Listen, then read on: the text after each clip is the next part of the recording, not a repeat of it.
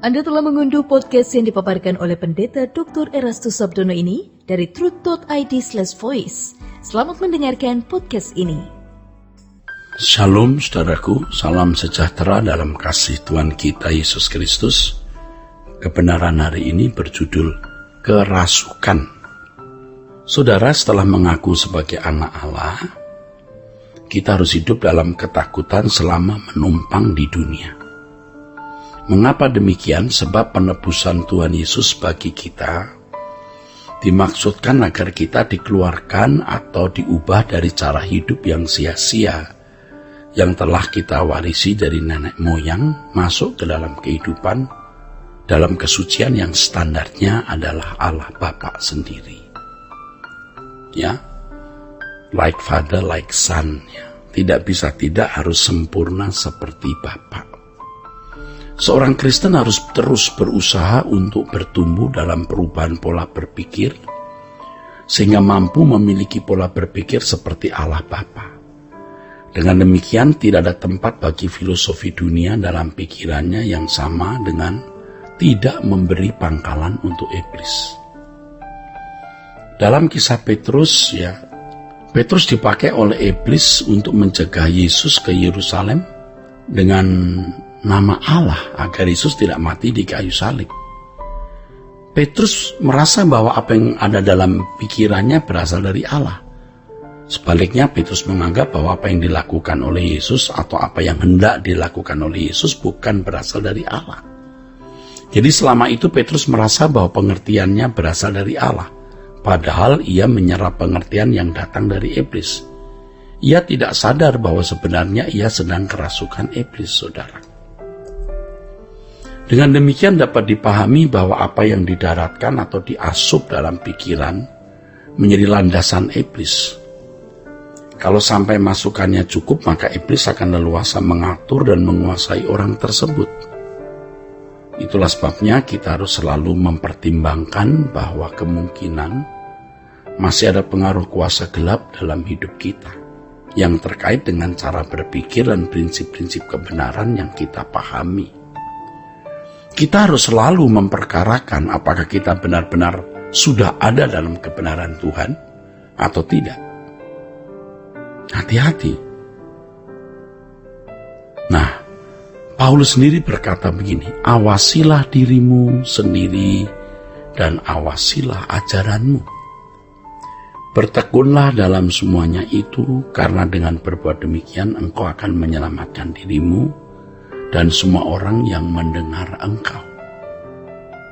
Petrus telah menerima masukan dalam pikirannya mengenai konsep Mesias yang salah, yaitu konsep Mesias menurut orang-orang Yahudi. Jadi tidak heran kalau iblis bisa menyusupkan idenya dalam diri Petrus untuk merusak pekerjaan Allah. Kepada Petrus, Yesus tegas berkata, "Enyahlah iblis, engkau suatu batu sandungan bagiku sebab engkau bukan memikirkan apa yang dipikirkan Allah, melainkan yang dipikirkan manusia." Nah, dalam hal ini saudara, betapa berarti dan pentingnya konsep-konsep yang ada dalam pikiran kita. Itulah sebabnya Yesus berkata, manusia hidup bukan hanya dari roti, tetapi dari setiap firman yang keluar dari mulut Allah. Saudara, ini kalimat keluar dari mulut Allah ini menunjuk kepada kebenaran yang murni yang tertuang dari Allah. Nah, dalam hal ini ya saudara, sesungguhnya yang dibutuhkan setiap orang percaya bukan sekedar pengajaran yang diajarkan orang kepadanya, baik melalui khotbah secara lisan maupun buku yang tertulis. Tetapi setiap kita harus benar-benar mengalami perjumpaan dengan Allah secara real, di mana kita benar-benar berinteraksi dengan Allah. Ini saudaraku, ya.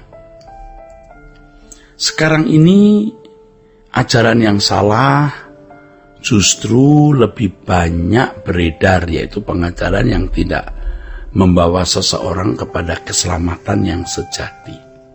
Sebagai buktinya, semakin tidak kita jumpai, semakin kurang maksudnya orang-orang yang benar-benar memiliki kualitas hidup seperti Yesus. Hal ini bisa terjadi dalam kehidupan banyak orang Kristen.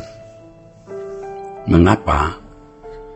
Sebab pengajaran yang mereka terima berorientasi kepada berkat jasmani, mujizat itu. Ya, hal-hal yang hanya menyangkut kemakmuran jasmani, saudara. Dan itu dikenal sebagai teologi kemakmuran, dan itu benar-benar menyesatkan, saudara. Ya, tapi selama ini orang tidak melihat ya bahayanya. Pergumulan hidup untuk memiliki pikiran dan perasaan Kristus adalah pergumulan yang berat, yaitu memasuki pintu yang sesak. Dibutuhkan perjuangan yang benar-benar serius, saudaraku. Orientasi pengajaran yang terfokus pada berkat jasmani dan mujizat tanpa disadari mengarahkan jemaat kepada materialisme dan usaha membangun firdaus di bumi. Ini adalah kecerdikan iblis yang menyimpangkan pikiran orang percaya dari fokus yang benar.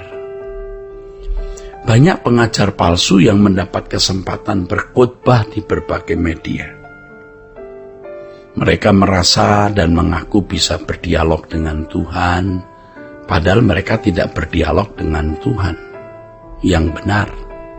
Ya, Tuhan yang ada dalam pikiran mereka. Mereka terbiasa menyampaikan sesuatu yang diklaim sebagai suara dari Tuhan.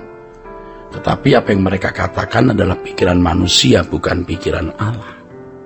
Atau orang-orang yang menyatakan bahwa teologi mereka benar, mereka mengklaim menyampaikan firman Allah yang benar, padahal mereka hanya menyampaikan pandangan seorang teolog masa lalu, atau hanya sekedar sebuah keputusan dari konsili yang mestinya harus kembali dikoreksi, direvisi, atau dipahami dengan benar.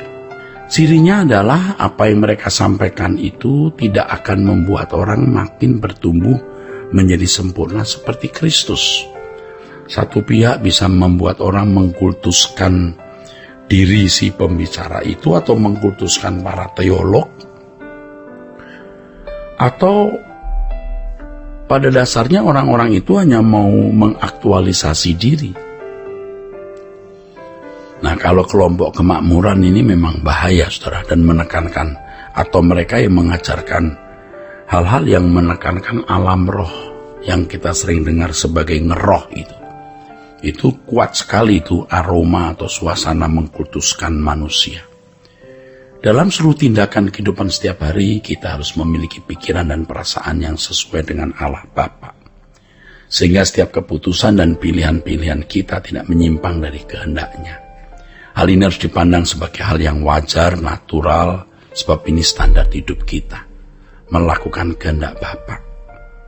Apa yang mengisi pikiran kita menjadi landasan dengan siapa kita bersekutu atau dikuasai. Kalau pikiran kita diisi oleh kebenaran firman Tuhan, maka kita bisa berinteraksi dengan Allah. Tapi kalau pikiran seseorang tidak diisi oleh kebenaran firman Tuhan, ya dia bersekutu dengan oknum jahat. Kalau seseorang memiliki pemahaman yang benar mengenai Tuhan dan kebenarannya, maka ia akan dikuasai oleh Allah.